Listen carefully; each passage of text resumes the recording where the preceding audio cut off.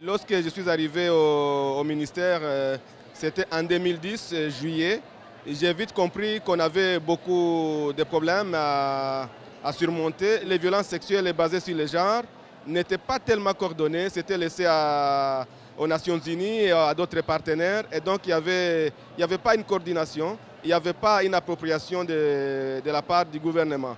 Je me suis dit non, ce qu'il faut faire, et pour rendre plus efficace et plus coordonner les choses, mettons en place un comité de lutte contre les violences sexuelles.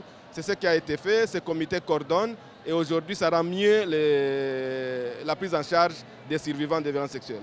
Depuis 2010, il y a eu beaucoup de condamnations et pour l'année 2013, les informations que nous avons à notre disposition, à peu près 147 jugements ont été prononcés.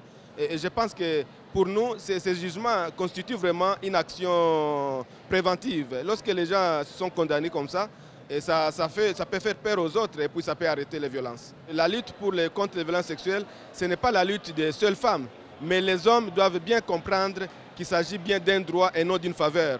Et donc, il faut vraiment bien sensibiliser les hommes, il faut qu'il y ait l'adhésion des femmes, et pour que les hommes ne disent pas « Ah, c'est l'affaire des femmes ». Non, c'est l'affaire de l'humanité, c'est l'affaire de tout le monde et c'est un droit. Il faut arriver à rendre la femme autonome. Et donc, il faut militer pour que les femmes quittent le circuit informel et qu'ils rentrent dans les circuits formels. Je pense qu'il faut travailler sur cette question-là, mais aussi il faut travailler pour les femmes qui veulent s'engager dans les partis politiques.